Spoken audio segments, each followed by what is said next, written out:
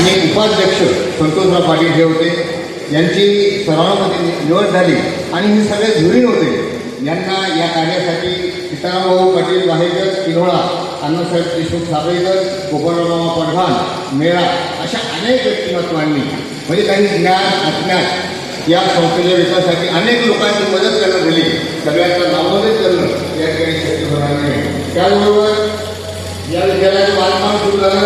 विद्यालयाच्या बांधकामासाठी त्यांना डॉक्टर भाऊसाहेब पंजाबराव देशमुख, स्वर्गीय राजे भोसले सरकार, माजी आमदार संतोषराव पाटील, माजी खासदार लक्ष्मणराव भटकर, कैलासवासी संपतराव शिंदे, कैलासवासी सीतारामभाऊ वाहेकर, कैलासवासी आयाजी पाटील यांच्यासह अनेक मित्रांची खूप मदत झाली.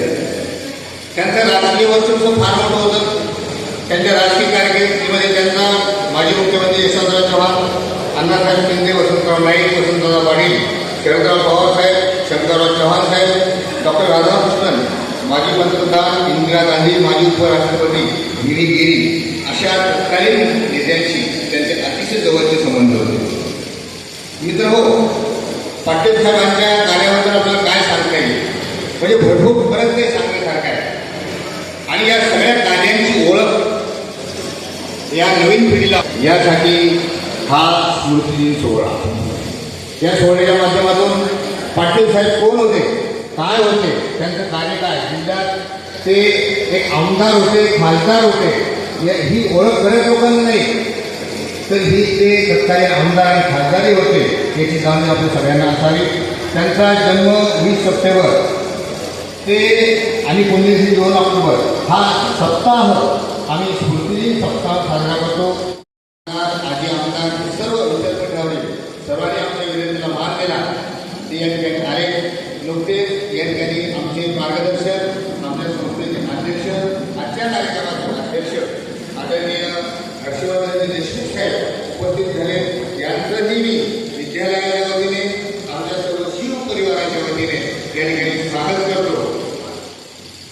आमच्या शिवाजी शिक्षण संस्था अमरावतीचे सन्माननीय अध्यक्ष आदरणीय हर्षवर्धनजी पाटील साहेब या ठिकाणी व्यासपीठावर येत आहे आणि त्यांना नम्र विनंती करतो की त्यांनी आपला आसन ग्रहण करावं.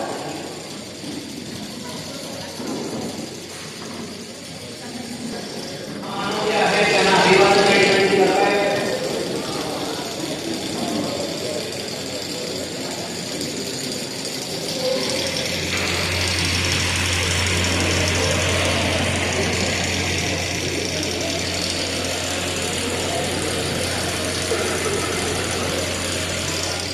संस्थेचे सन्माननीय अध्यक्ष साहेबांचा सत्कार करावा.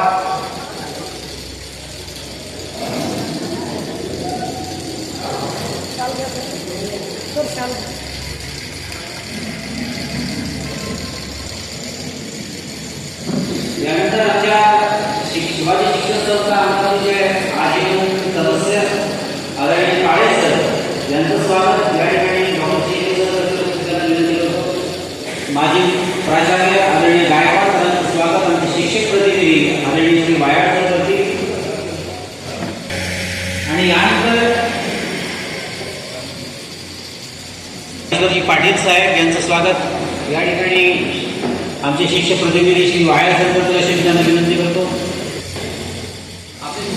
समाजभूषण पटेलराज पाटील यांचा स्मृती सोहळा आपण सगळेजण या ठिकाणी येऊन त्यांना अभिवादन करून साजरा करतो.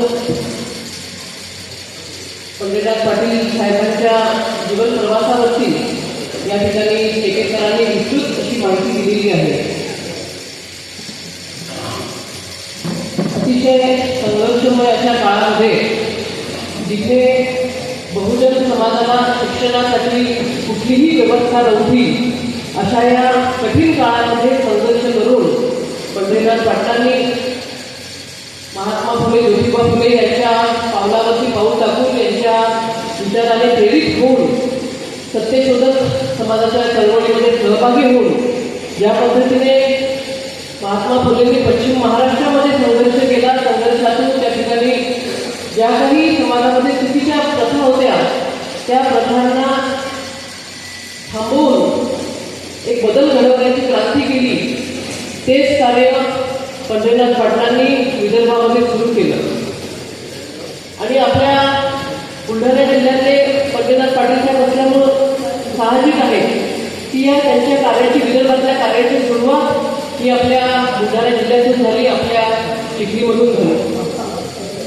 चिखलीचा जर विचार करायचा झाला तर चिखली शहर असेल, किन्नोळा असेल, सांगोळ असेल, आपलं मेरा असेल, शिरपूर असेल, अशा या चिखली तालुक्यातील विविध गावामध्ये बहुजन समाजाचा मुलगा सुद्धा त्या ठिकाणी शिकला पाहिजे.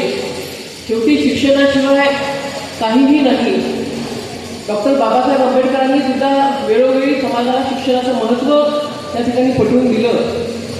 माणसाला जर खरं समाजामध्ये समृद्ध व्हायचं असेल तर त्याला शिक्षण घ्यावं लागेल आणि जोपर्यंत तो सुशिक्षित होणार नाही, शिक्षण घेणार नाही, स्वतःच्या पायावरती उभा राहणार नाही, तोपर्यंत आपला बहुजन समाज हा त्या ठिकाणी पुढे येणार नाही.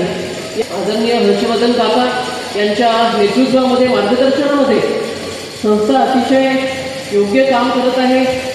संस्थेचे कितीतरी विद्यार्थी या ठिकाणी UPSC होत आहेत, MPSC होत आहेत, मोठ्या मोठ्या पदावरती त्या ठिकाणी काम करत आहेत.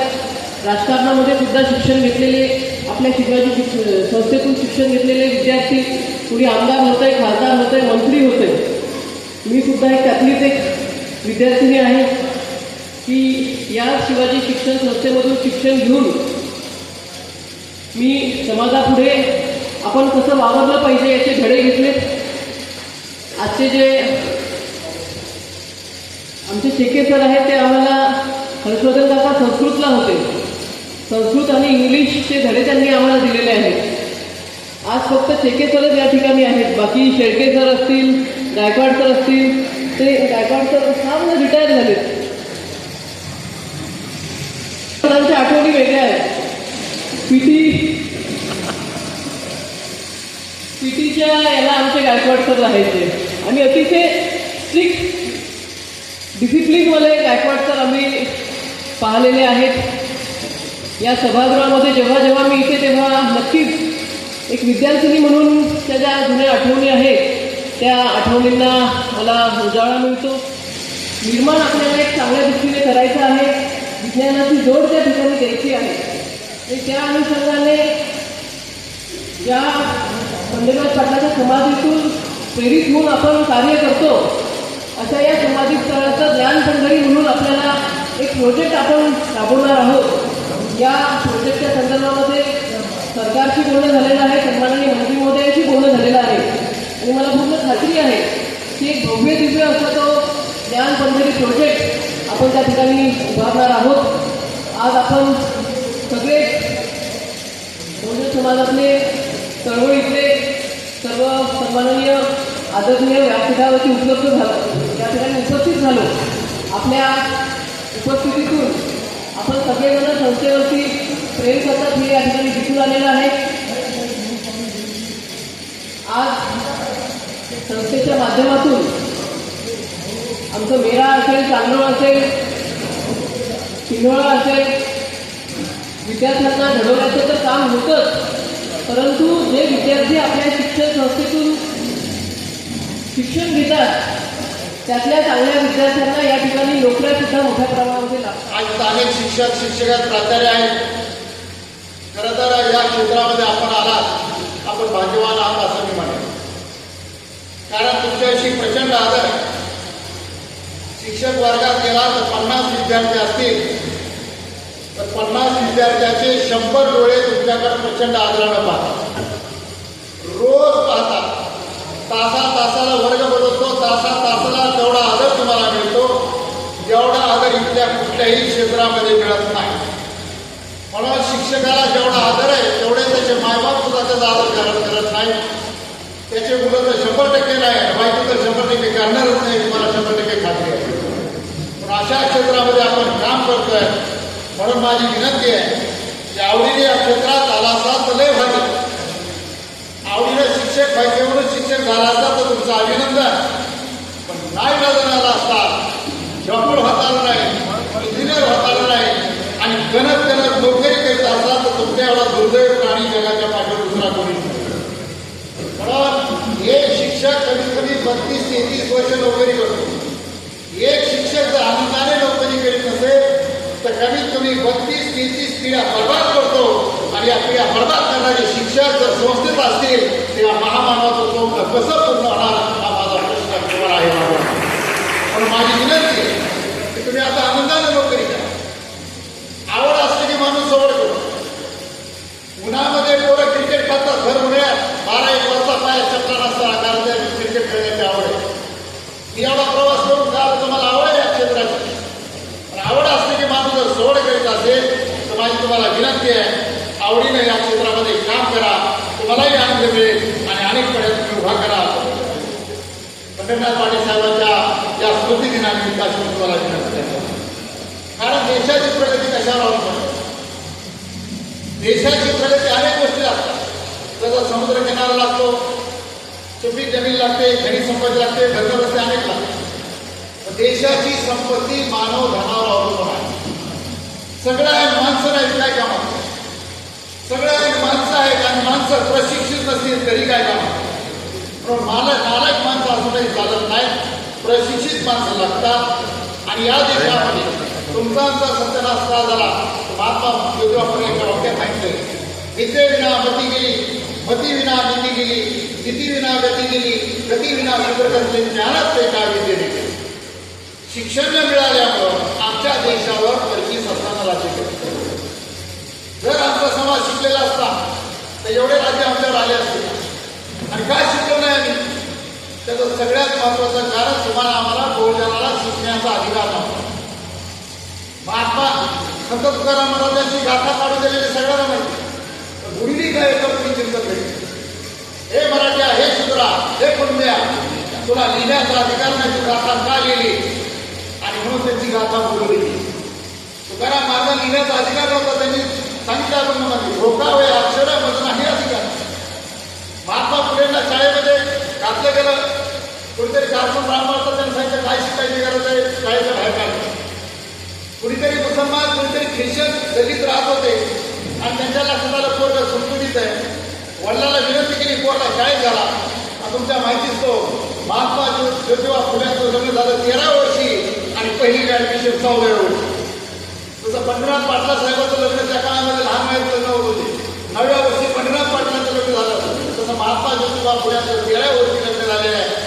13 वर्षी 14 वर्षी पहिलं ऍडमिशन झालं. आज महात्मा फुलेंच्या समग्र चरित्र पंढरनाथ पाटला गेलं हा योगाने आपण समजून घेतला पाहिजे. म्हणून ज्या ज्या लोकांनी शिक्षणाचा प्रयत्न केला त्या देशामध्ये त्यांना त्रास आहे. बाबासाहेब आंबेडकरला वर्गात बसण्याचा अधिकार नव्हता. दादा मी माझं जरा मी प्रदीप सोळंके जयग्रेड मराठा छत्रपती शांतपणी काय असले माझ्या टोटल खानदानात आकडाचा माणूस झाल्यावर मी पहिला ग्रॅज्युएट. माझा बाप 4थी पास, माझा दादा 10वी बालवाडी आणि माझा 15 शिक्षणाची पेन्शन काय. त्याच्यावर माझ्या टोटल खानदानात कुणीही शाळेत गेलेला नाही. या देशामध्ये तुम्हाला आम्हाला शिक्षणाचा अधिकार नव्हता आणि म्हणून या महामानवाने शिक्षण संस्था काढल्याबद्दल जोरदार शाळेचा कडकडाट झाला पाहिजे. आपण या महामानवाचं स्वप्न पूर्ण करण्याचा प्रयत्न करतोय का याचं चिंतन कुठेतरी झालं पाहिजे असं मला वाटतं. अहो या मानवाने डॉक्टर पंजाबराव देशमुख असतील, पंढरनाथ पाटील असतील, आपल्या हिंदुपुरी मंडळी आहे. या लोकांनी गावगाव फिरून पैसे गोळा केले, गावगाव फिरून पोरं विद्यार्थी गोळा केले, पैसे नाही विद्यार्थी सुद्धा गोळा केले. महात्मा फुलेंच्या पत्नीला तुम्हाला शेड मारलं, सगळं मारली, मुलं येत नव्हते तरी त्यांनी शिक्षण बंद करून दिलं नाही. या लोकांनी ज्या काळात गावागावात फिरून पोरं विद्यार्थी गोळा केले असतील तिथं असलेल्या शिक्षकांना माझी हात विनंती आहे आपण वर्गातून पोरं बाहेर काढू नका. काही काही विद्यार्थी जुन्या काळामध्ये शिक्षकाच्या मारापोटी शाळा सोडून दिलेल्या. अण्णाभाऊ साठे हा ऍडमिशन उद्या वर्गाच्या बाहेर का बरोबर मारलं बाहेर. गणिताचे आणि इंग्रजीचे शिक्षक या संस्थेत चांगले असतील. गणिताचे इंग्रजीचे शिक्षक सगळ्यात डेंजर. माझी इंग्रजी का कच्ची आहे तर इंग्रजीचा शिक्षक वर्गातून आम्हाला पहिलं सांगायचा बरं हो इंग्रजी सगळ्यात अवघड भाषा. आता इंग्रजीचा शिक्षकच इंग्रजी अवघड आहे म्हणजे कशी आम्हाला तुम्ही सांगा. गणिताचा मास्तर तर एवढा माहीत होता कारण खाली काळा खाली की तासभर कळतच नव्हतं ते काय होते कसं गणित कळत सांगा. मी प्रार्थनेला आलो की पहिल्या बघायचं गणिता शिक्षक उपस्थित आहे का तेवढं नसतं तर मला एवढा अजून जगाला कोणाला होता. मला वाटतं तो मास्तर ऍक्शन होऊन मरा. मी नववीपर्यंत मास्तराचा सगळ्यात मार खाल्ला. नदीला जादा बदली दहावीला दुसऱ्या शाळेत गेलो त्या शिक्षक नाव होतं 12 असंच खेळत विद्यार्थ्यांना गणित शिकवायचे. या गणिताचा मला प्रचंड द्वेष होता, राग होता. 12 नावाचा शिक्षक भेटले, हसत खेळत गणित शिकत होते. वर्गात सगळ्यात जास्त चांगल्या मार्गाने पास झाले शिक्षकाला. म्हणून माझी विनंती आहे तुम्हाला, या शिक्षक क्षेत्रामध्ये आपण आला असाल तर काही करा, पोरं वर्गाच्या बाहेर काढू नका. आम्ही काय करतो, ड्रेसवर नाही वर्गाच्या बाहेर, फीस आली नाही वर्गाच्या बाहेर, खोड्या करतो वर्गाच्या बाहेर, काल आला होता आज मी बाहेर. कसं जाणार? या लोकांनी एवढ्या भानगडी करून विद्यार्थी गोळा केले, ती संस्था आधी नावावर उभं लागेल आणि त्या संस्थेत जर आपण कार्य करत असाल तर मी तुम्हाला हात विनंती करतो, काही करा आपण पोरं वर्गाच्या बाहेर काढू नका. ही हात जोडून तुम्हाला विनंती करतो. या महामारीचं सोडणं होतं. शाळा आनंदही झाली पाहिजे, खरंच शाळा आनंदही झाली त्याचं चिंतन मंथन झालं पाहिजे. मुलं रडत रडत शाळेत येतात आणि घंटेवाली घरून करून पळतात. ज्या दिवशी विद्यार्थी हसत हसत शाळेकडे येतील आणि शाळा सुद्धा रडत रडत घराकडे जातील, त्या दिवशी या महामानवाचं स्वप्न पूर्ण झाल्याचं संधी मानवानो. आणि मी शिक्षक होतो, मी सगळे प्रयोग माझ्या वर्गात केले म्हणून सांगतोय. तुला आकाशाची मी तुम्हाला सांगितलं नाहीये. माझ्या वर्गात टोल कधी पडला मला कधी कळत नव्हतं, विद्यार्थ्याला कधी कळत नव्हतं. तर वर्गात 12 शिक्षक उभा राहील आता आम्हाला काय टोल पडायला असेल एवढं तन्मय हो. माझी तर विनंती आहे, तुमची 7 ते 12:30 शाळा असेल तर 7 ते 12:30 इमानदारीने शाळा करा. 12च्या पुढे घरी गेल्या शाळा जळायला ती जायला येऊ नका, तरी शाळेचं कल्याण होईल एवढी विनंती मी तुम्हाला करणार आहे. म्हणून जी जबाबदारी करायचे तो तास आपला आहे, तो इमानदारी करा.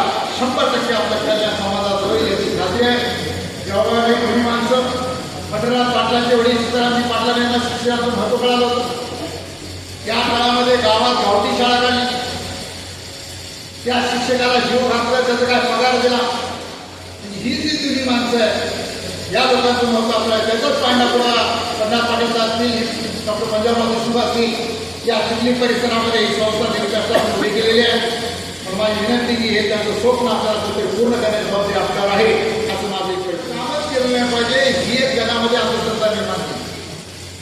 मार्गाचं पोरग शाळेत असलं तर बापाला जेवायला गल्लीवर बसतो, त्याला ट्रेनिंग करतो. कुठलाही व्यवसाय असेल त्या व्यवसायाचं पोर गल्लीवर बसतं. पण आमच्या कर्मचाऱ्यांच्या पोरांचं हे वाटतं, कर्मचाऱ्याचे पोर एकच काम करते, शाळा करून घरी तुला कोणताही त्यांना धंदा येत नाही. विद्यार्थी जीवनामध्ये काही ना काहीतरी कामं करता आली पाहिजे. पंढरनाथ पाटले गरिबीतून आलेले आहे. वडिलांनी सांगितलं तू तुझं शिक आणि तू तुझं करूया. पंढरनाथ पाटलांनी त्या काळामध्ये थोडं पत्र रद्दी ऐकली, किराणा दुकानावर काम केलं, किराणा दुकान काढलं. याला तर काम आणि शिका म्हणतो ना.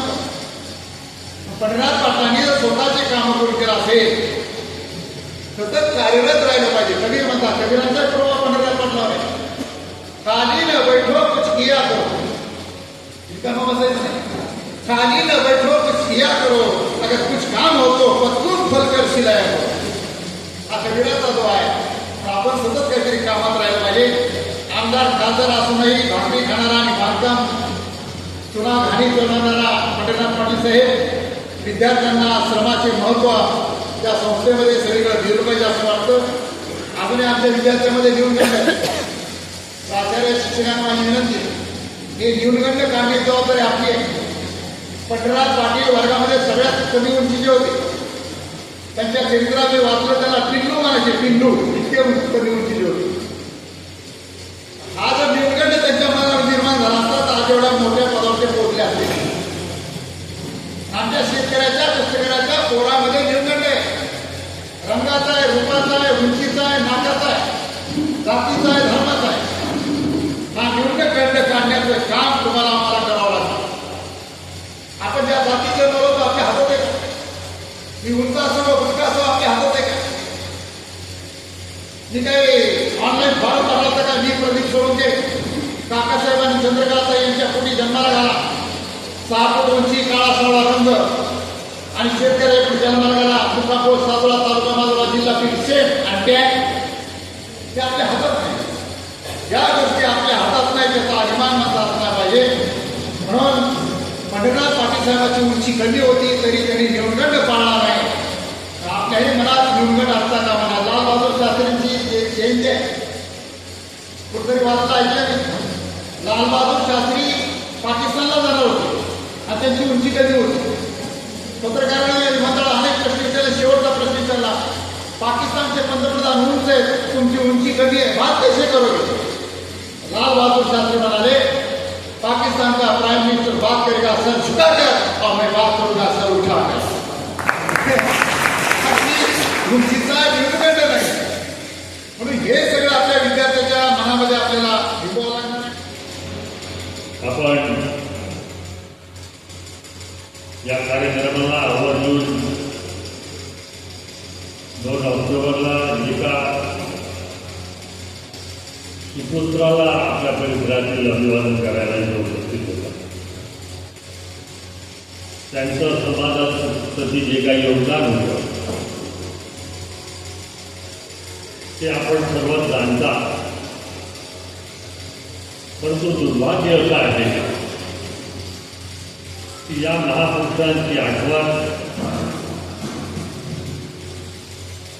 आणि त्यांच्या विचारांची गिरवणी ही केवळ त्यांच्या जन्मदिवसाला किंवा पुण्यतिथीला शक्य आहे. समाज प्रबोधनाचं एक महत्त्वाचं काम जर या महापुरुषांनी केलं, ते पंढरीनाथ पाटील असतील, डॉक्टर पंजाबराव देशमुख असतील किंवा ज्योतिबा फुले असतील, सावित्रीबाई फुले असतील, महात्मा गांधी असतील, याला दुर्भाग्यवश समाज त्यांच्या शिक्षणात, मी म्हणेन त्यांच्यापेक्षा त्यांच्या शिकवणीला समाज आज दुर्लक्षित करतो, त्याच्यावर लक्ष देत नाही. आणि त्यामुळे एक फार मोठे विचाराची पोकळी समाजामध्ये आज निर्माण झालेली आहे, नाकारणार. मी मुद्दामून माझं भाषण हे खूप जरा धीम्या गतीने करतोय. याचं कारण असं आहे, कारण कसं आहे तर आपल्या भाषणाच्या दरम्यान आपण काय बोलत होता ते परत आमच्या डोक्यावर येतं. आणि कदाचित म्हणून पुरुषोत्तमराव खेडेकर साहेब तिथं बसले तर ते भाषणं ऐकून घेण्यासाठी आणि ते समजून घेण्यासाठी बसले असतील याची जाणीव मला इथे या खुर्चीवर येऊन झाली. आणि त्यामुळं आम्ही अनेक वर्ष म्हणतोय असे कार्यक्रम काय वाया आता 7-8 वर्ष झाले. त्या आव्हानाच्या संदर्भात नाही तर आपण मोठे मोठे वक्ते बोलवतात, प्रसिद्ध वक्ते बोलवतात, त्यांचे भाषणं ठेवतात, परंतु त्यांच्या प्रबोधनाचा फायदा त्या श्रोतेगणांना किती होतो? नाही फक्त चालू नाही बा, त्या नॅपकिन हलवून राहायला सगळे हो बाबा माझ्या भाषणासाठी पण केलं का बोलतो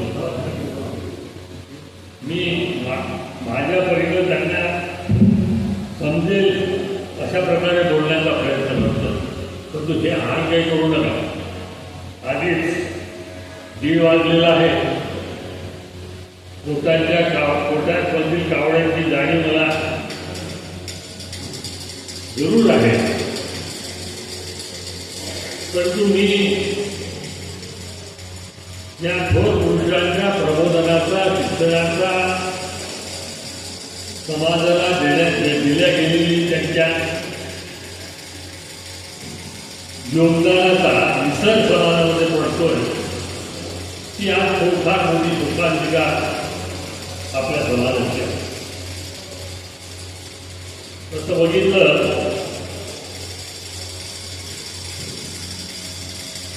शिक्षणाबद्दल सगळ्या स्तरावर फार बोललं जातं. शिक्षणाचं महत्त्व काय, विद्यार्थी उद्या देशाचा कणा आहे, विद्यार्थी उद्याचं भविष्य आहे, वगैरे वगैरे आपण सातत्याने हे वाक्य आपल्या कानावर पडत असतात. परंतु ज्या शिक्षणाचं किती दुर्लक्ष होतं या, ज्याची सुद्धा जाणीव तुम्हाला होण्याची गरज आहे, आवश्यकता आहे.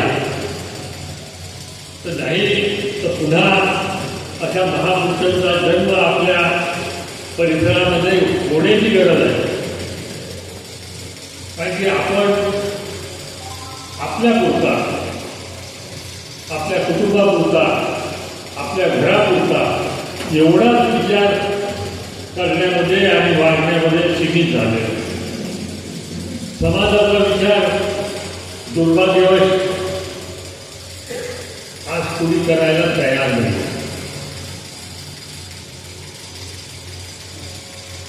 शिक्षणाच्या बाबतीत हळूहळू शासन याच्यापासून बाजूला होतं आणि बहुजनांच्या शिक्षणाच्या बाबतीत, विशेषतः समाजातील गरीब लोकांच्या बाबतीत, त्यांच्या विद्यार्थी आणि त्यांच्या पाल्यांच्या बाबतीत उद्या काय भयावह परिस्थिती निर्माण होते आहे याकडे समाजाचं दुर्लक्ष होतं. एक कायदा, नवीन कायदा शिक्षणाच्या संदर्भात केंद्र शासनाने 2020 साली आपल्या देशामध्ये लागू केला.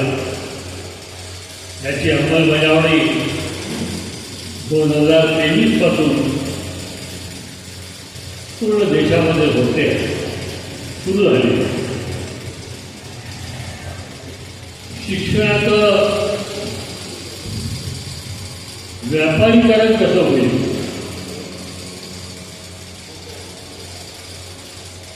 म्हणजे जे काही ध्येय किंवा ज्या काही परिस्थितीतून जी काही धोरणं मांडली गेली आहे, यामध्ये शासन आता हळूहळू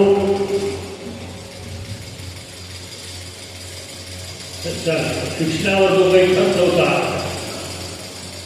तो कधीही 6-7% वर गेला नाही. पण आज मागील 10 वर्षामध्ये हा खर्च बजेट केंद्राचा असो की राज्याचा असो हा 3%च्याही खाली आला. आणि त्यामुळं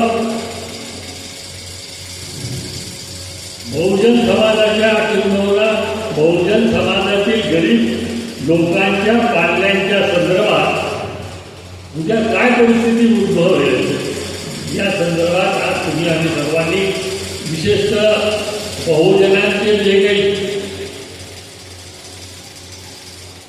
म्हणजे ज्याला आपण सुशिक्षित बनतो, म्हणजे आमच्यासारखे या लोकांनी समाजाचं प्रबोधन करण्याची गरज आहे. आणि त्यामुळं या धोरणकर्त्यांना कुठंतरी थांबवण्याची गरज. आणि हे जर थांबलं नाही, या 2023 पासून या धोरणाची तसं बघितलं तर सुरुवात कुठून व्हायला पाहिजे. नवीन गोष्टीची सुरुवात ही पहिल्या वर्गातून किंवा त्याच्याही खाली बालवाड्यांमधून व्हायला पाहिजे. त्या हुशार शासनाने काय केलं, याची अंमलबजावणी महाविद्यालयांपासून सुरू केली. म्हणजे तो लहान टप्पा आहे ज्यामध्ये जास्तीत जास्त 10 ते 15% विद्यार्थी त्या स्तरापर्यंत पोहोचतात. तिथून याची सुरुवात केली. कारण ही संख्या कमी आहे. ज्यांचे चिमटे ज्या कमी लोकांना बसतील आणि कदाचित समाजाला याची जाणीव होणार नाही म्हणून वरतून खाली वरतून याची अंमलबजावणी सुरू.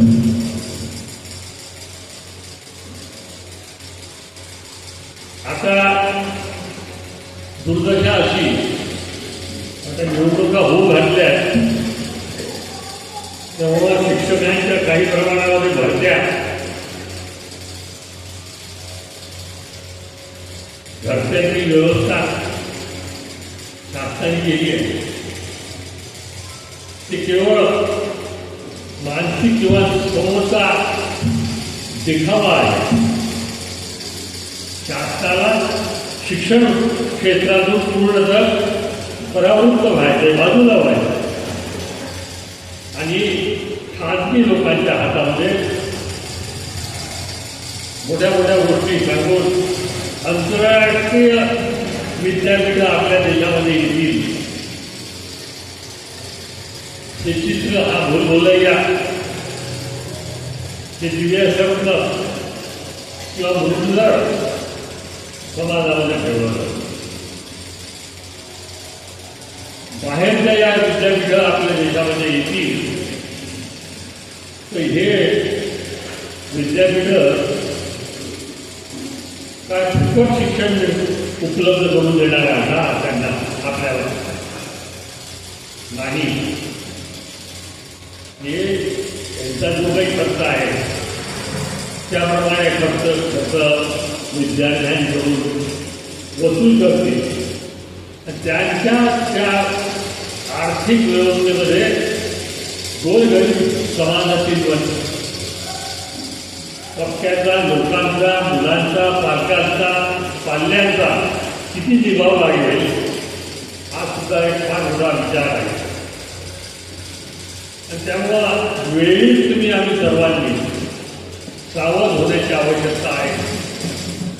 ज्या थोर विचारवंतांनी महात्मा ज्योतिबा फुले असतील, छत्रपती शाहू महाराज असतील, बाबासाहेब आंबेडकर असतील, ज्यांनी बहुजनांचा विचार करून शिक्षणाच्या संदर्भात आग्रह धरला आणि त्याची अंमलबजावणीचं काम आपल्या परिस्थितीमध्ये पंढरीनाथ पाटील असतील, भाऊसाहेब डॉक्टर सुधाकर देशमुख असतील, पश्चिम महाराष्ट्रामध्ये कर्मवीर भाऊराव पाटील असतील, ज्या मंडळींनी प्रत्येक रूपामध्ये शाळा आणि महाविद्यालय उभे करून बहुजनाच्या शिक्षणाची व्यवस्था केली.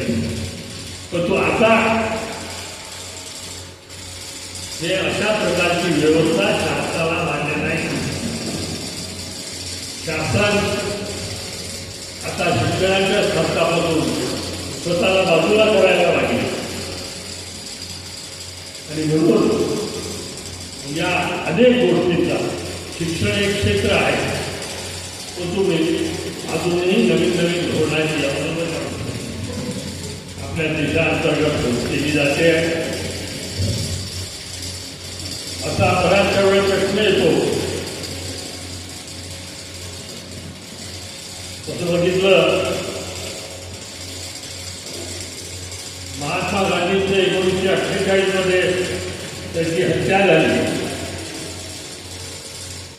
ही लहान घटना नव्हती. ती विचाराला संपवण्याचा एक विचार होता. देशाची फाळणी नुकतीच झालेली होती. फार मोठ्या प्रमाणामध्ये हिंदू आणि मुसलमानांचं शिष्टाचार होत होतं. काही मंडळी हिंदू आणि मुसलमानांमध्ये दंगे पेटवण्याचा कार्यक्रम करत होते आणि ही आग जास्तीत जास्त पेटती राहावी यासाठी जर या देशातल्या मुसलमानांचा कोण्या हिंदू नेत्यावर कुठला कोण्या नेत्यावर विश्वास असेल तो सर्वात जास्त राष्ट्रपिता महात्मा गांधींवर होता. आणि कदाचित ही आग विझवण्यामध्ये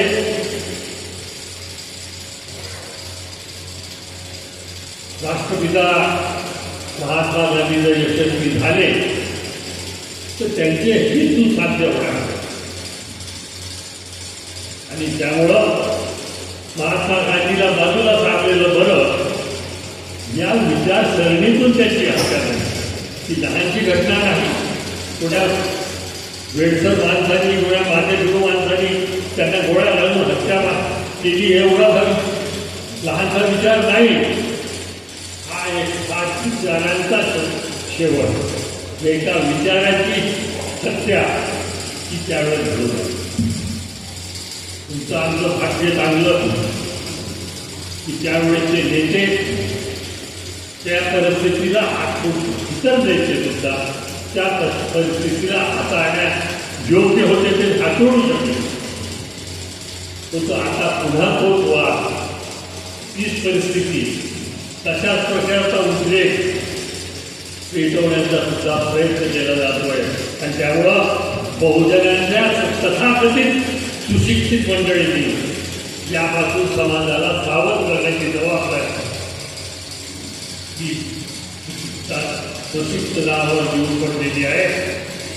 आणि ही जबाबदारीचं काम तुम्ही आम्ही पार पाडण्यात कमी पडलो तर हे थोर महापुरुष तुम्हाला मला कधीही क्षमा करणार नाही याची सुद्धा जाणीव ठेवावी. एवढंच याबद्दल मी सांगतो आणि माझं काम मनोरंजन आटोपतो घेतो. नमस्कार. जय हिंद. मी आमंत्रित करतो आमच्या शिवाजी सिनियर कॉलेजच्या प्राचार्य डॉक्टर निकम या कार्यक्रमाच्या अंतिम टप्प्यामध्ये आपल्या संस्थेचे अध्यक्ष साहेब आम्ही हर्षवर्धन देशमुख साहेब यांच्या परवानगीने एक निवेदन आपल्यासमोर सादर करणार आहे. आज आपण 2 ऑक्टोबर दलित मित्र समाज भूषण पंजाबनाथ पाटील साहेब यांची 43वी पुण्यतिथी साजरी करत आहोत. राष्ट्रपिता महात्मा गांधी लालबहादूर शास्त्री यांची जयंती या ठिकाणी साजरी करत आहोत. बुलढाणा जिल्ह्यामध्ये शिवाजी शिक्षण संस्थेच्या अनेक शाळा महाविद्यालय ज्या महापुरुषानं उभी केली आणि खेड्यापाड्यातील गोरगरीब जनतेला शिक्षणाची संधी उपलब्ध करून दिली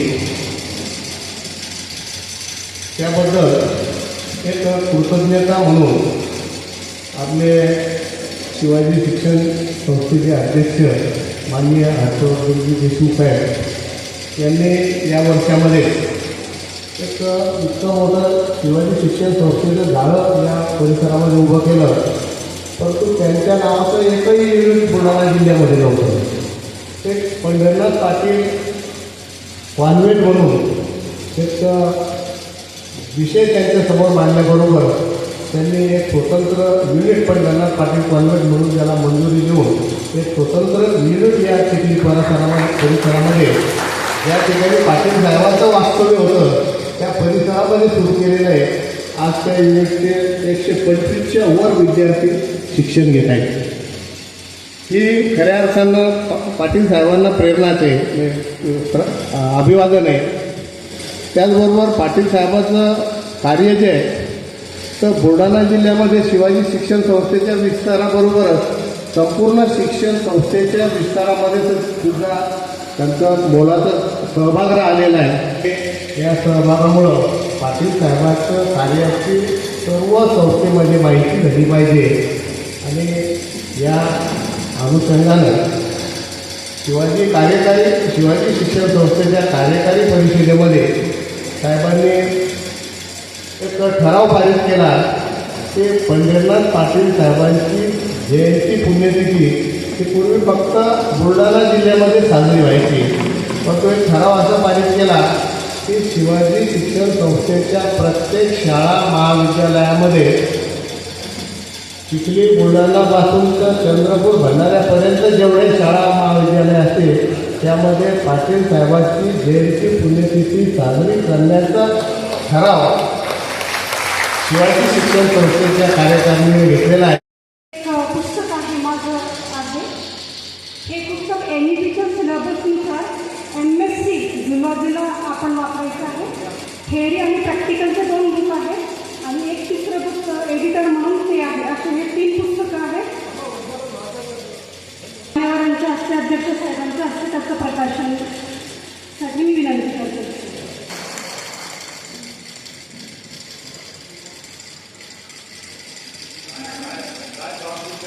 प्रकाशन होत आहे माननीय धुंदळे मॅडमच्या या पुस्तकाचं. तर साहेब, धुंदळे मॅडम हे आपल्या विद्यालयाचे विद्यार्थिनी आहेत, आपल्या शिवाजी विद्यार्थिनी आहे आणि इथंच त्यांचं शिक्षण झालेलं आहे, सिनियर शिक्षण झालेलं आहे आणि योगाभ्यासासाठी ते आपल्याकडे धुंदळे मॅडम हे आपल्या विद्यालयाचे विद्यार्थिनी आहे. धुंदळे मॅडम ह्या आपल्या या विद्यालयाचे विद्यार्थिनी आहेत आणि त्यांचं शिक्षण झालेलं आहे आणि योगायोगाने त्या आपल्या इथंच आता सुद्धा त्यांचा सर्विसचा कार्यक्रम करत आहेत आणि त्यांचं हे शिक्षण इथं प्रसन्न होत आहे. त्यानिमित्तानं विद्यालयाला आणि आपल्या सर्वांना इथं एक सार्थ तुम्हाला. मजुरांची मुले जर शिकली तरच खऱ्या अर्थानं समाजाचं उन्नयन होईल आणि म्हणूनच त्यांनी या परिसरात अज्ञानाच्या दारिद्र्याच्या नांगराच्या जोडीला लेखणीची जोड केली आणि परिसरात शाळा महाविद्यालय सुरू केली.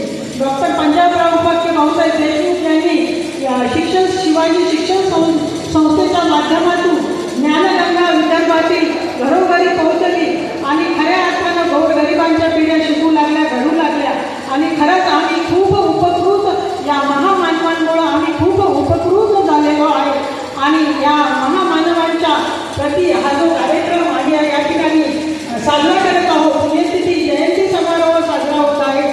तर अशा कार्यक्रमातून आपल्याला केवळ त्यांचं विचारांचं स्मरण करून चालणार नाही, त्यांच्या जागर करून भागणार नाही, तर आपल्याला त्यांच्या विचार व कार्याचं उपयोजन जर आपण केलं तर खरंच हे त्यांना आदरांजली ठरेल.